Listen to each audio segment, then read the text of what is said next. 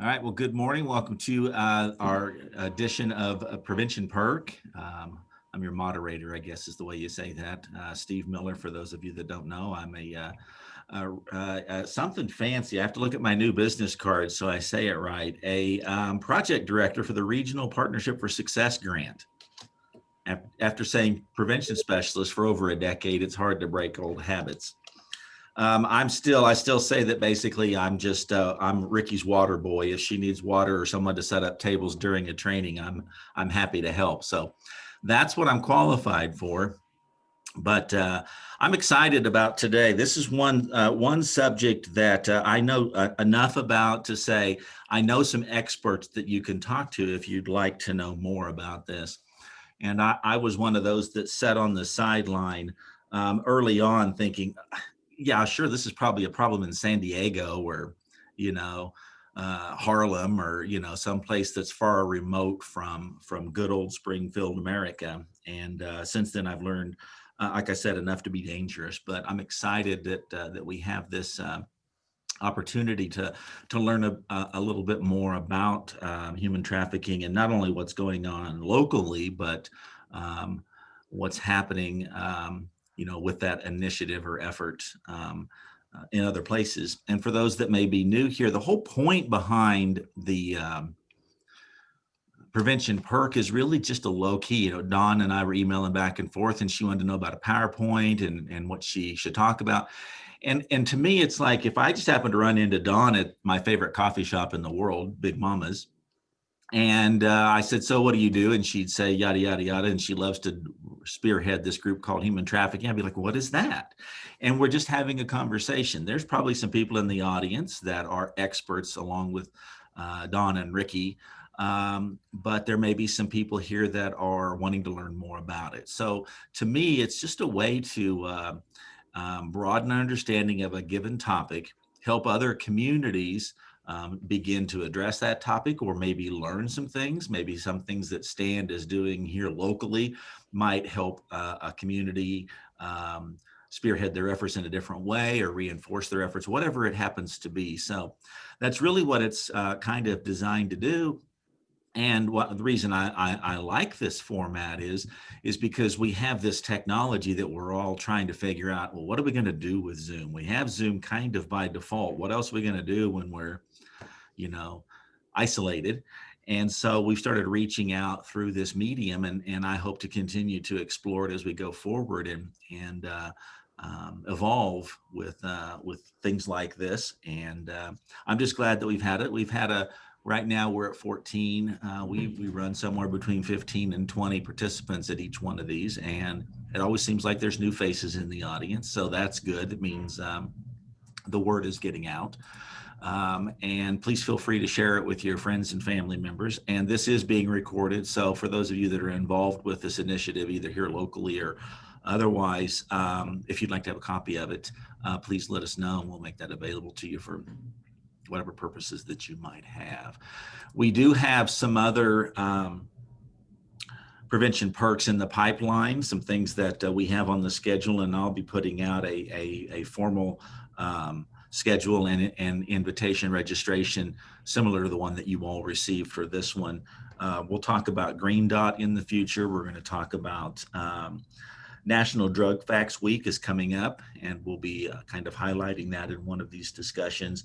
And then sometime in May, we will talk about foster parenting. So we talked in our first run of this, we had like 7 episodes where we talked primarily about substance and substance use prevention. And we had some questions about whether or not we were going to talk about, other issues, maybe about violence or bullying and things like that. And of course, we do want to do that. So we're glad that we're being asked about that. And if at any time someone feels like they hear about something or would like to learn more about something, please let us know, because we'd like to put that in the queue and have that as a future topic for us in the future. So that's enough from me. We're going to talk about human trafficking today, and Dawn Day is here with us. we don't have a virtual applause, so we have Dawn Day here with us today. And, like I said, I know enough to be dangerous. I know what Ricky talks to us about. I know what some of the presentations I've been to, seminars I've sat in, that kind of stuff. But it's not something that I focus on a day-to-day. So it's always great to hear something new to add to my arsenal of understanding and to help some of the other communities that I'm working in. Perhaps if we come across this as something that their coalitions are interested in pursuing. So welcome, Dawn. Glad you're here. And again, I'm just going to pretend like everybody else is just like me, and we'll start from the beginning with the most obvious question of all is, what in the world does human trafficking mean? Thank you. Yeah, human trafficking is, by federal definition, anybody who is put into forced exploitation through force, fraud, or coercion. That federal definition only counts for age 18 and up. So remember, it's very important if you have a minor who is being forced, frauded, or coerced to do something, especially with sexual exploitation, you cannot, per federal law, you don't have to prove force, fraud, or coercion because a minor cannot consent to sexual exploitation. And we hear the word human trafficking a lot. Human trafficking is like an umbrella over sex trafficking and labor trafficking. So a lot of the statistics and a lot of the information I have naturally is about sex trafficking, since I take care of victims of sexual assault. But when we say the word human trafficking, that is an overview over labor trafficking and sex trafficking. Right. So talk a little bit about the prevalence of human trafficking here, Springfield, Greene County, Southwest Missouri, or, nationally.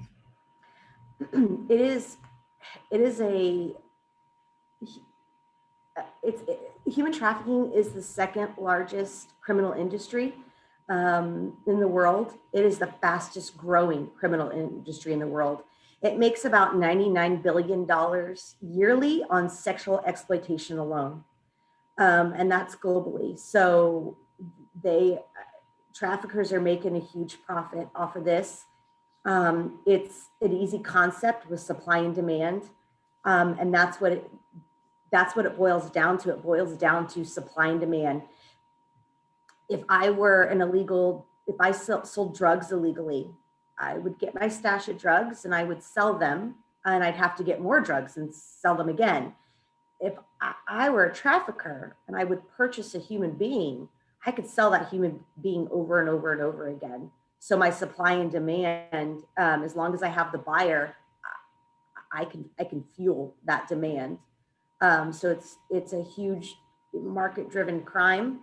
It's the fastest growing, and it is very prevalent in the United States. We have people that are being trafficked into the United States, and we have people here that are born and raised in the United States and are victims.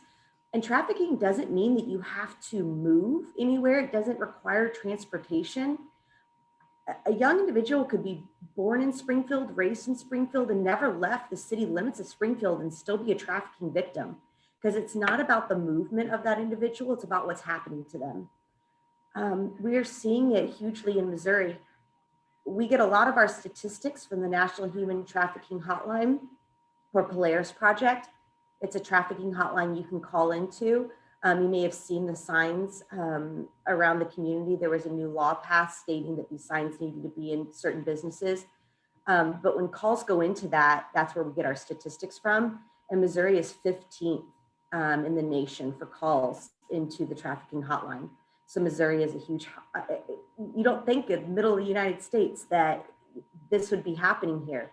But Missouri's 15th in the nation for calls to the hotline. So it's a big thing that we need to recognize. Of course, you have big pockets of increased trafficking situations along highway corridors and big metropolitan areas. But if people think it doesn't happen here, it does. We're at a prime spot in Southwest Missouri We are we're one of the first largest cities that you get to if you enter from Arkansas or Oklahoma. We sit on right off of I-44. We're very close to a tourist area of Branson, which human trafficking can hide under the umbrella of tourism. There's a lot of trafficking that occurs in Branson. So it happens a lot in this community, in this area. And that's the biggest thing that Stan tries to do, is educate the community and have them be aware that it's something that's occurring here. So I have an interesting question based upon that. So 15th, that's staggering. And I understand there's other major market areas near highways. Why is Missouri 15th? I just think that it's where it's located in the country. We have major intersections that go major interstates that go north and south, and major interstates that go east and west.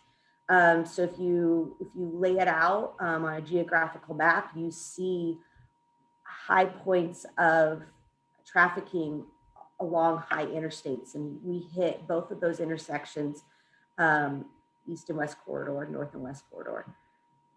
Sorry, north and west, north and south, east and west. So I think that that's where Missouri gets a lot of it. Missouri has a lot of agricultural areas. So you get a lot of instances of like forced labor trafficking, perhaps in farming areas or industrial areas. And so we get that because we have a lot of rural compartments of Missouri, but you have a lot of big urban areas like Kansas City and St. Louis, where in the big metropolitan areas, you could have more instances of sex trafficking. So I think that Missouri, just the geographical nature and the culture of Missouri, you have in high instances of both being able to be occurred. So I'll be the novice in the room again. So if I'm just out, at Battlefield Mall, I don't know why I picked that, or down in Branson, or I'm going to drive out to Ava later, how am I going to know I saw human trafficking? What am I going to see? How am I going to? I'm Joe Schmo. You said we're 15th for calls in the nation. Yeah. How is it that I would call somebody? If there's a lot of different factors. I could create a presentation around red flags and indicators purely and talk for an hour just about what you might need to look for and what it might look like. But we understand, what's that quick takeaway? What is it that, like you said, if I see something, what does that draw attention to? So the big hitters are usually, these individuals are never alone. They're always with someone. The person they're with can be male or female. So we do not want to get in our mind the stereotypical concept of male trafficker with a young female victim. It could be a woman in her mid 40s that is taking a 13-year-old boy around. So sex and gender do not matter, but they're usually never alone. There's usually going to be an age discrepancy in the two individuals. So someone that is much older than the younger individual. So if you see an instance with a girl with a much older boyfriend, that's something that should cue you in. Depending on the situation in which you're able to see, there's going to be a lot of control and guidance over that. That individual is going to be watched. If they walk away, they're going to be held tightly. They may not be making eye contact with you. If you're able to speak to them, usually they don't speak for themselves. The person with them, the trafficker, speaks for them. So, and you got to look for things like, we teach in schools. If you have a young boy or girl that dresses outside their means economically, like if you have a girl with pretty hair and nails done and expensive jewelry and expensive purse, and she's 13, where is she getting the money for this? Or if they're dressing outside of the season for which we live in, that's another cue, because they're going to be dressed provocatively. So that's like kind of an across the room assessment of what you can do of controlling behavior, manipulation of that individual, and how they're dressed and how they appear. So as Don kind of explores this and shares with us, feel free as an audience to ask questions that may be coming to your mind. I don't know everyone who's on here today, but I do know Shannon Walker, and I know that she's in a more rural community.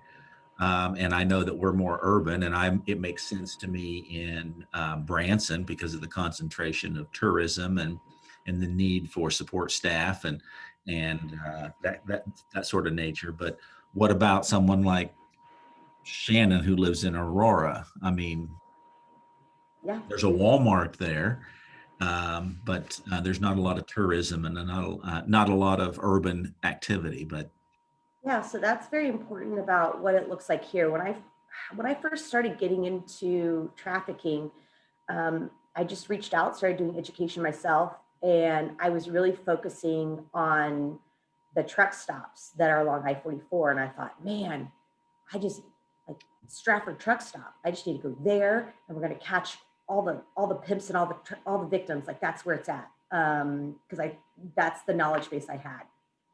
And I started researching it more and realizing it is everywhere.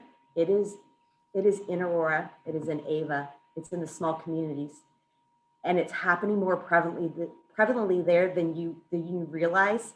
Um, I do a lot of education to hospital staff. I had nurses from West Plains speak up and say, "We don't need this education. We don't have kids that get kidnapped in our city." Okay. It's not like the movie Taken. I'm not going to say that traffickers don't kidnap their victims, but that's not what we're seeing. It's not breaking in the middle of the night and stealing kids out of their bedrooms. That's not what's happening here. What's happening here is a grooming tactic that these traffickers take. Traffickers are very smart. There are traffickers that make a lot of money off of what they do, not only trafficking victims, but writing books, doing seminars, creating movies. They're smart. They know how to manipulate and how to groom. And that is what we're seeing. And that is the take home message I want to occur in smaller communities, because what we're seeing with our young kids is a grooming tactic that occurs. You have a young boy or girl that's vulnerable. And why are they vulnerable? What's going on? Are they running away from home because they have an unsupportive, abusive home life? Are they addicted to drugs or alcohol? Are they being made fun of in school? Are they not the prettiest girl or the most popular girl? And they just, no one loves them. They don't have a father figure. They've never had a boyfriend. So what is that? Why are they vulnerable? And what is it that they need or want? A lot of times with young kids, that need and want, you kind of have two paradigms. You have the addicted to drugs and alcohol, which traffickers will supply that drug and alcohol to them, or you just have someone that wants to be loved, wants to be adored, wants to be taken care of because they haven't had that in their life. And the traffickers get to know them. They target the vulnerable people, and they get to know them, and they fulfill that need. So we see, it's funny that you brought up Battlefield Mall. I don't want to take any digs at the owners of Battlefield Mall, but there's a lot of trafficking that occurs there, because you have large pods of young kids by themselves that traffickers can come up and manipulate. And it's situations like, I will give a situation of like internet trafficking and in person. So in person situations, they come up and they'll say, "You are really pretty." Usually it'll be a girl. "You're gorgeous. Have you ever thought about modeling? I have this guy. He's a photographer. We can get you into modeling. You're super gorgeous. Let me get your information." And they get looped in like that, and they're treated like they're models, and they get treated like they're gorgeous and are going to get paid, and they get sucked into being attached to this trafficker that way. So in areas where there's like Starbucks or malls, any place where kids hang out, traffickers can target that. But we see a huge population of trafficking happen online. And that is especially important now, the fact that we're all meeting online. in this world of COVID. Everyone's communicating online, and traffickers know that. And there's been a huge increase in online trafficking. And what they do, Snapchat, Instagram, TikTok, FaceTime, FaceMeet, I don't even know of all of them. It seems like every time I take care of someone, I learn of a new online something or another where you can talk to people. Traffickers are meeting individuals there. They build a bond, they build a connection. And I've taken care of a lot of victims of trafficking that have come from rural areas, because it's very normal for a girl to say, I was talking to this guy, he said he loved me, he was going to take care of me, he's my boyfriend. He asked me to move in with him, or I ran away from home because my mother's mean to me, and I went up and met with them. And once that trafficker has fulfilled that need or that want, then that's when the control begins. So whether I'm addicted to drugs or alcohol, if I'm continuously supplied drugs or alcohol, or if I am craving love and attention and I'm finally getting love and attention that I've never had before, I feel connected, and we create a trauma bond to that individual. And once my need is met and my need is fulfilled, the control and the abuse begins. Once the control and abuse begins, it's very difficult to get out of that situation. And traffickers know how to manipulate that situation, because a lot of victims don't realize they're victims. They think that what is happening to them is normal, and is supposed to happen, because they will trick them into saying, oh, well, if I need to get my car fixed. My car just broke down. Baby, you and I are going to be together forever. And, I love you and we're going to get married. But if you could just help me out, I just need to get my car fixed. If you could just sleep with my friends, we're just going to make some money for a short amount of time. If you could just sleep with these few guys and make some money, and so I can get my car fixed, and then you and I can go away together. You know that I love you and I'm going to take care of you. So they don't see it as trafficking. They see it as they're helping out someone they love. And this person loves them. Or it's a situation where they are put into a trafficking situation, and they're taught that they need to mistrust law enforcement, mistrust hospital staff, that they're viewed that they will be arrested, that they are a prostitute. You will go to jail. If you tell anybody, no one's going to believe you. And if you tell someone, you're going to be arrested.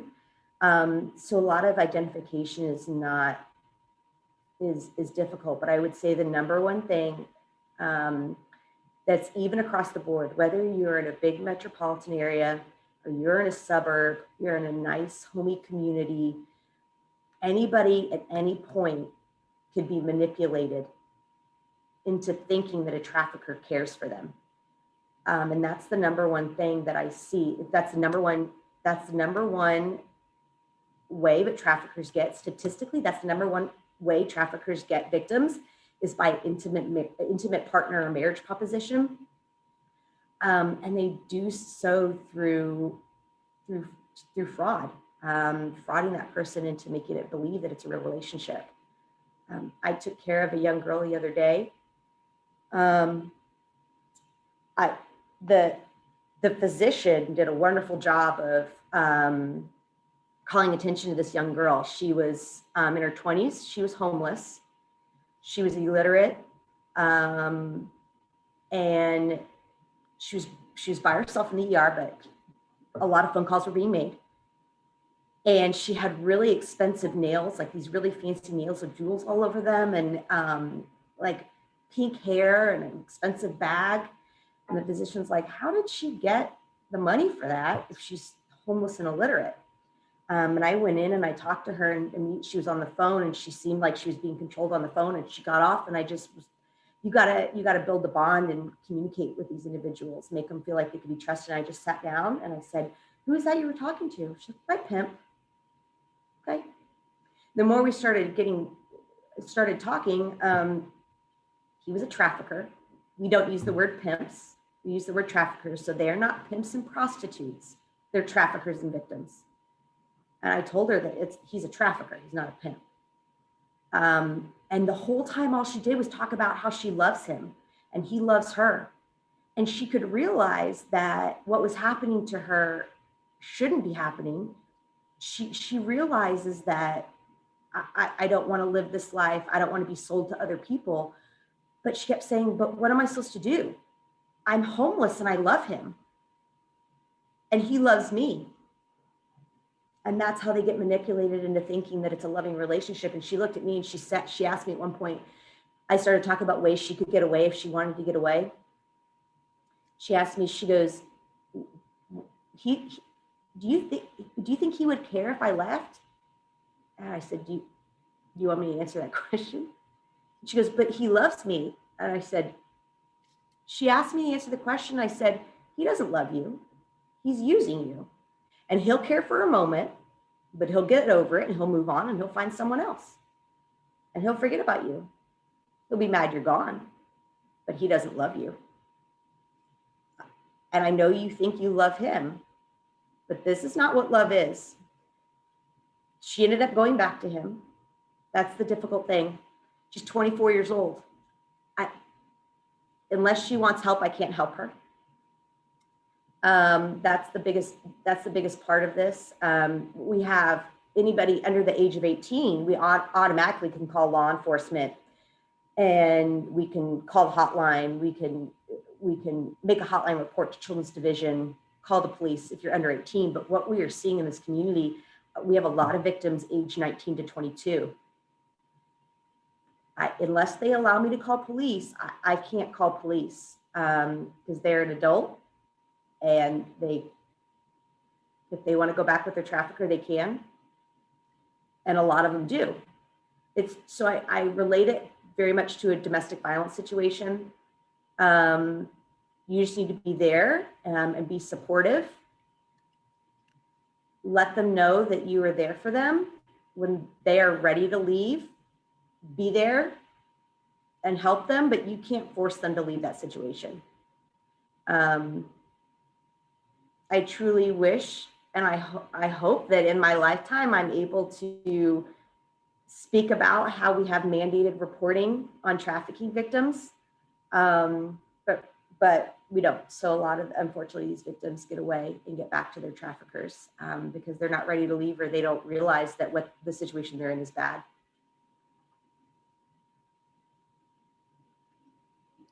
Do others have questions at this point? I have a question. Amanda?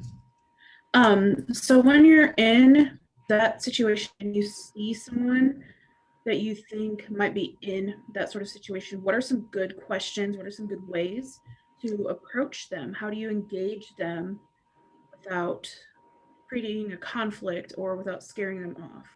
Sure. So I always teach individuals that you need to create a friendship type conversation with them. The best thing to do is give them power that they have lost. Ask if you can sit down next to them. Ask if you can speak to them, because they've never been asked what they want. No one ever asked what they want. So you can ask those questions. Can I sit down with you? Is it okay if I talk to you?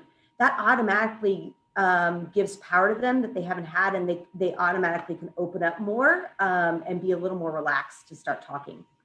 If you're able to have a friendship type of conversation, typically I ask, when I first started this, I'd say, if you have a serious trafficking situation where someone's being moved from state to state, they may not know where they're at. They may not have proper documentation. Key questions are, there's so many, sorry. Like I said, if anybody wants to, I will give contact information later so that you can get, because I could spend the next 30 minutes just talking about screening tools and screening tactics to talk to them. But key things like, if it's an adult, are you in control of your money? What hours do you work? Do you live in the same location that you work in? Do you have access to your documentation? But those are like very forward screening questions. So I kind of turn that into a conversation. If that young girl that I had talked to just didn't open up and say, oh, it's my pimp, I would have been like, so I hear the doctor asked me to come talk to you because I understand that you don't have a home to live in. Is that correct? Well, why are you homeless? Like, where are you living? Where are you staying right now? Do you have a place to stay? Oh yeah, I'm staying at this guy's house. Oh, so do you know him? He's letting you stay there. Is he making you do anything for like rent? How do you pay rent? Like just a friendly to and fro conversation. And I would have been like, those are really pretty meals. Who paid for those to get done? Just like little conversation pieces where you could pick up. But I always say, if you only have the chance and the opportunity to ask them one question because of the situation that you're in, if your one question is, are you a victim of trafficking? You've lost the connection with that individual. They don't know that they're a victim of trafficking. So I say, if there's only, you have one shot, one question, one chance to talk to this individual, the best bang for your buck is to say, do you need help? I can help you. Because you don't know exactly what they're needing at that point, but they're in need of something.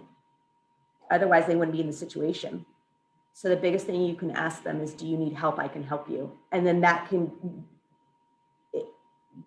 create an opportunity for you to explore the situation further and find out what's going on and figure out what can be done.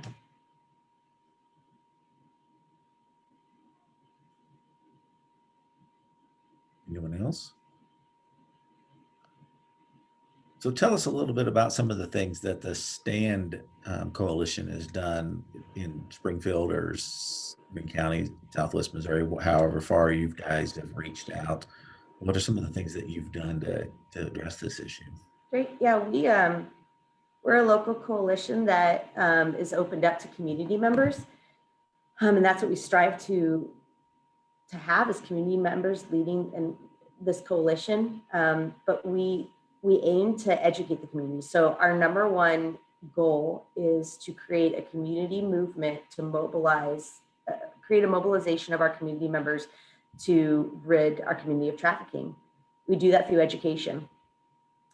So we create education, and we're here to educate the community. We will go anywhere and talk to anyone. We will create presentations that fit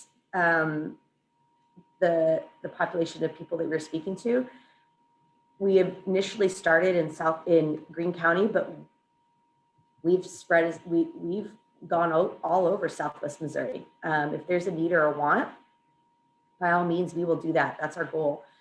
Since I have been in STAND, I know there was in the past a lot of training had been done to hotels and motels. Training was done with TSA agents at the airport. We have been contacted recently by Yellow Cab. We created the hotline stickers to be placed in yellow cabs because somebody reached out.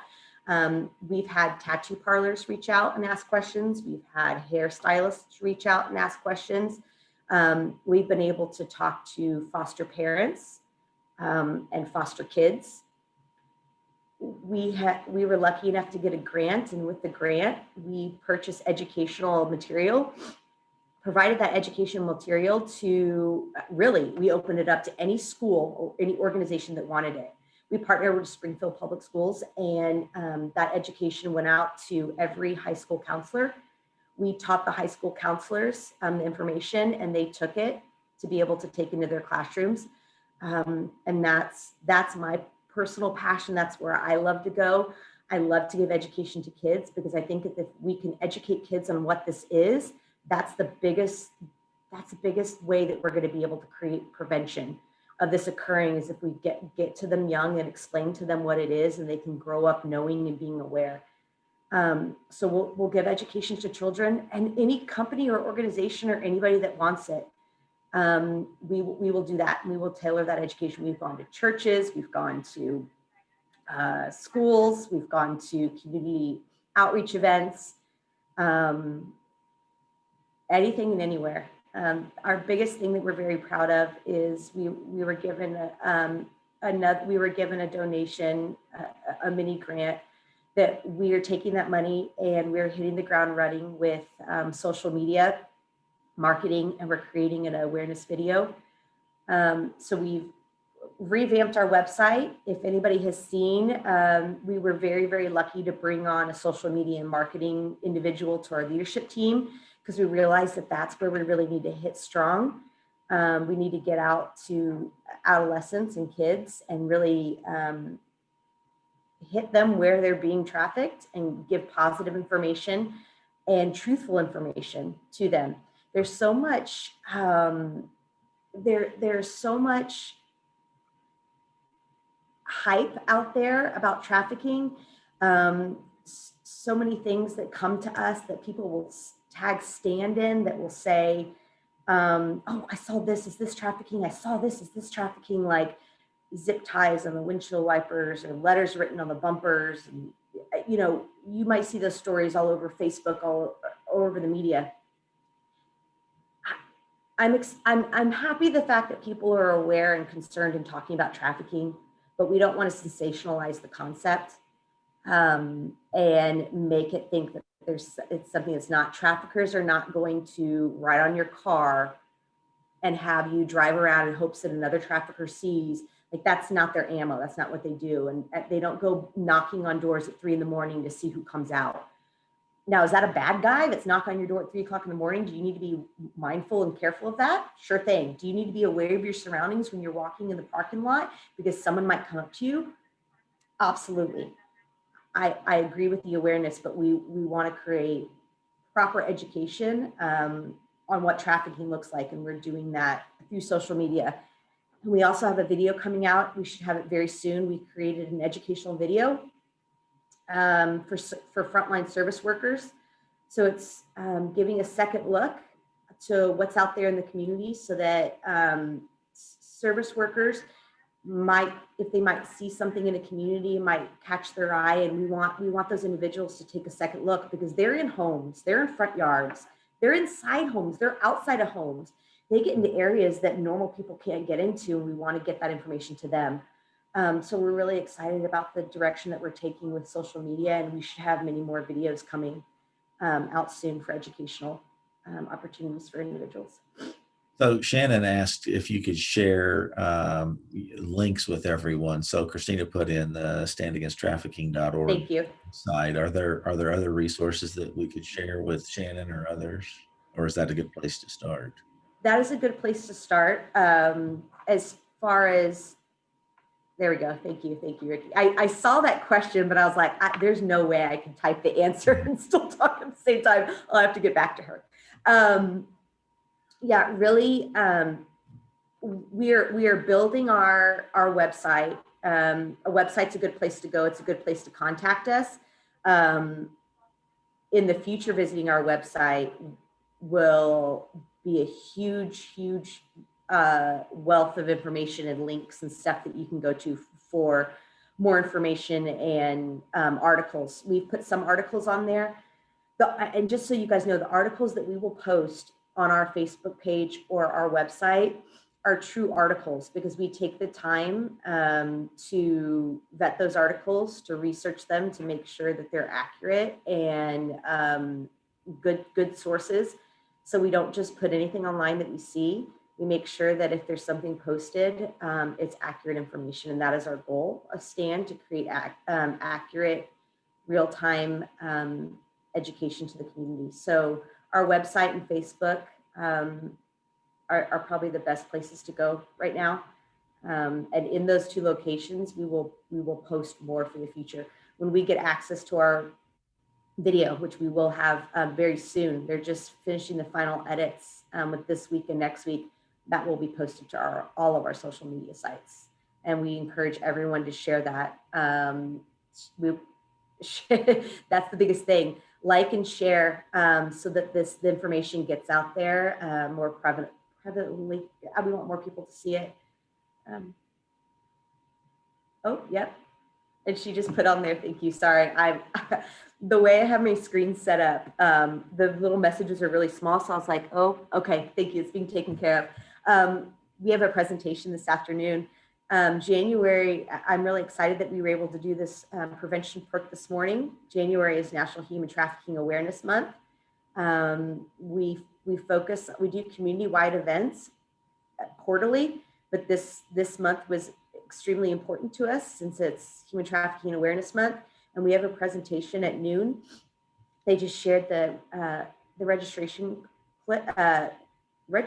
link. So if you're able and available, it's from 12 to 1:30, and we're bringing in a speaker, Russ Tuttle. He is the founder of the Stop Trafficking project. He focuses on going into schools, giving presentations to schools, and he has reached a lot of kids, and we will have him for a presentation this afternoon.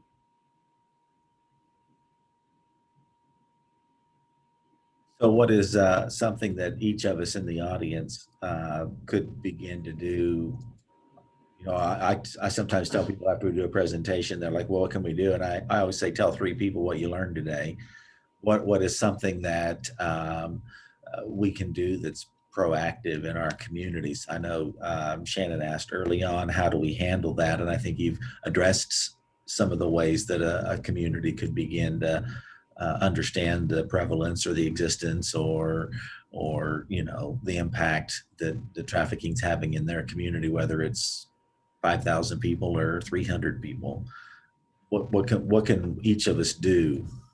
Yeah, I think that the biggest takeaway is if each individual here understands that it is here, it is real, and really telling 3 people is a great way. But the biggest takeaway is explaining to them what it is. It's not people running you off the highway on I-44. It's not people coming in and kidnapping you. It's education that we really need to give to our kids. Children need to be aware, and if we can hit that, it's not a scary concept, it's a real concept. Kids need to know if they're talking online to someone, do they know who they're talking to? Because that's the number one location that kids are being pulled into trafficking is online. So we need to be more cognizant of that and more aware. Everything is switching over to media now. Everyone talks online now. We're not going to take that away, but just being cautious that that's a thing, and know that it does happen in small communities. People in small communities have needs and wants also, and they could be manipulated into a trafficking situation. Now, is the trafficking occurring right there in a small community of only 70 individuals? No. But is that young woman or man leaving that small community to go to Springfield to be with this person and then are getting trafficked there? Yeah, and then Susan, yeah, following us on Facebook. I've learned so much. I've learned so much from media. I'm not a tech person. I never have been. So the people that are on this presentation can like laugh in their head about things that I've said about QR codes and tech things. That's not my forte. But I have learned the more you like, the more you share, the more followers that will see that. So like I said, we put out positive educational information on our Instagram and Facebook. So if you could like us, if you could follow us, if you could share it when you see something, so that more people out there can see our positive information that's going. Yeah. Thank you. Sorry. Thank you, Ricky. And thank you for those answering the questions. Like I keep looking down to see if I need to answer something. And we do. We have tons of educational handout material. Something that we will be doing, please keep our information, follow us, because the sticker thing, one thing that I will say that is in our future, what we're going to do, we want to boost our website a little more. And I say we've been around for a long time, but with the website, just recently, within the past few months, we were able to get ownership back, where Stand actually has ownership over the website and we can edit it. So we're going at it at a faster pace, a brand new way of going at it, because for the longest time we didn't have access to it. So that's when you say we're working on our website, it's kind of new to us that we can do that. So we are working on our website, and once we get that to the level in which we want it education-wise, we will create stickers. We have another little mini grant, and what we are going to do is we are going to create a sticker with a QR code on it, so that when people scan it, it will take them directly to our website. But we want to put a few more links on our website so that it's usable. We want to get it out in the community. We want kids to have them. We want them to be laptop stickers, car stick, whatever. People love stickers. So we're going to create QR stickers, but those will be made once our website is up and running a little more to where we would like it. Ricky, are you laughing? Did I say QRI again? I did, didn't I? No, I for an entire presentation said a QRI code. That is where I don't know text. We So told she's her laughing at me. afterwards that doesn't exist. No, What? Susan and I both were ready to show our Thank you. little cards and posters that we've got. These are the ones I mentioned that we have plenty of, and then we have an 8.5 by 11 size, and then we also have an 11 by 17 size. So they show the risk factors and signs of trafficking. And so Shannon, we can have Christina get some of these to you when she comes out there. The rack cards are double-sided with join the fight on the back and that same content on the front. And then the posters are just one-sided and has information about our coalition as well at the bottom. So that's what I was saying. Jessica just asked, are they available in a digital format? Yes. Yes, I can get that to you in a digital format. Are there any other things that you all are doing? So you're having the webinar today at noon, right? Mm-hmm. Is there other things that you're doing or are being done in recognition of Human Trafficking Awareness Month?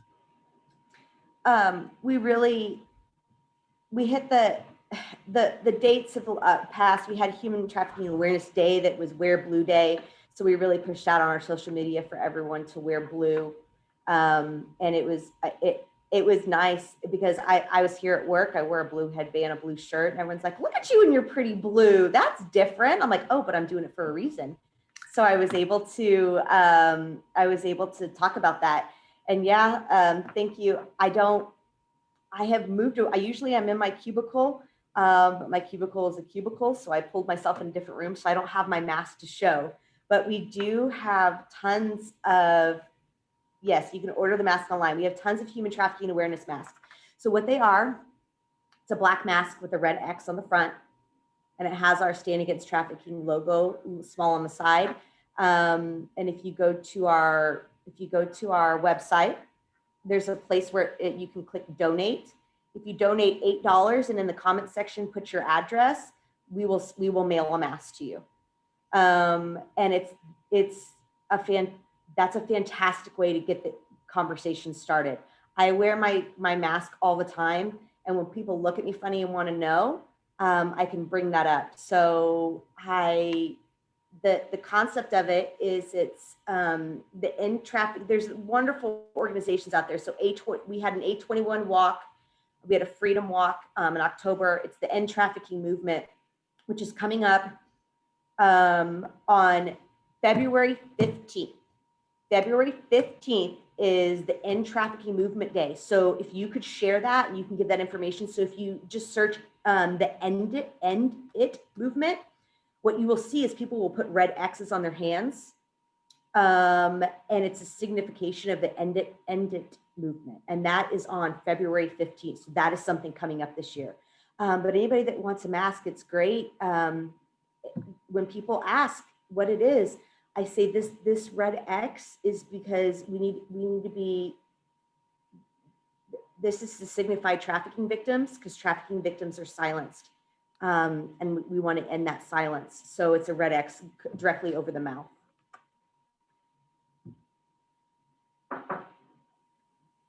Oh, someone's knocking on the door wanting to get in here. I have the door locked. If you want some materials, I'd be happy to get them to you. She gave it as an example, putting them in a salon, and they went out the door as fast as they brought them in. So if this has sparked some ideas for you, let the stand ladies know, and they'd be glad to get them to you. And then Christina's got the link in the chat for ordering a mask. so that we all have our masks. So I don't know what we're going to do with all these masks when this all comes to an end, but I've got a nice collection going. So Well, yeah, and we would love, like they said, we have tons of material. We have a storage facility with handouts. So we have enough. If anybody wants them, and you have access, please, anybody that wants the information, that's what we are here for. That's what we want to do. We can provide education, or if you just want a stack of handouts to provide to individuals to have, we will provide that to you guys.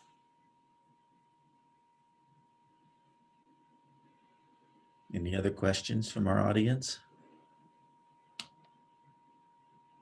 It's easier to ask now than it is later because Don will be busy working. So Give me 30 seconds. Somebody think of a question. well, I know Ricky and Susan are both, and Christina are involved with the stand group. Are there some other things that, as you present, things that either of you would like to add? Here's our mask.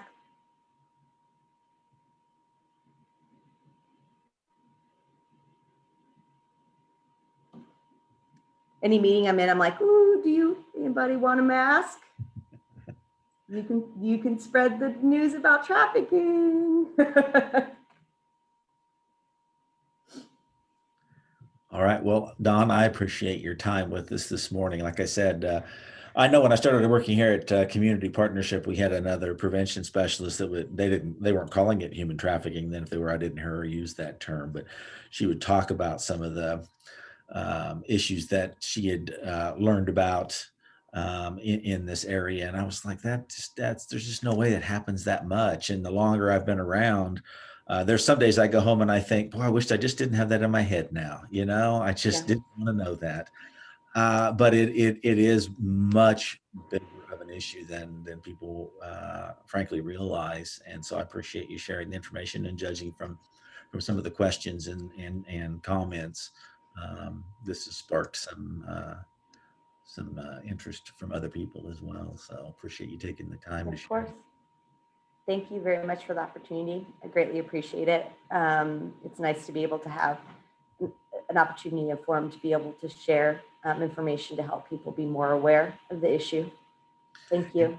And if you didn't get it, the link for today's webinar is in the chats there. So if you would like to watch that from 12 to 1:30 today, be sure and snag that link before you go. Any final questions from anyone before we get to my favorite part of the Prevention Perk, talking about coffee? So when we do have a Prevention Perk each time, for those of you that imbibe, I give away a gift certificate to the favorite coffee shop in America. It's Big Mama's on Commercial Street here in Springfield.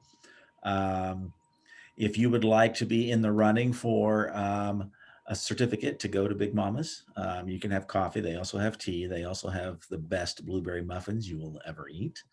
But anyway, pick a number between 1 and 100, put it in the chat. The closest number wins. So I'll give you a few seconds to do that.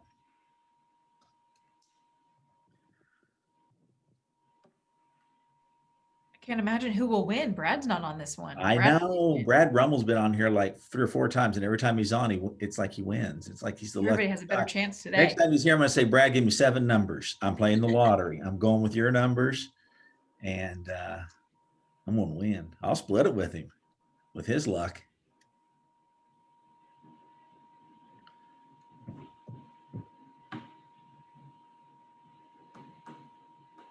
Don't be shy, everybody. I know there's some coffee drinkers right here on the Hollywood Squares that haven't put their number in yet.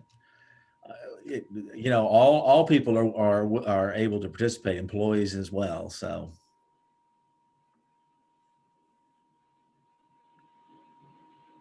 All right, we're gonna get to the end of this. Is that it? All right, my number that I picked was 82, and the closest one was Anita Carroll. She picked 53.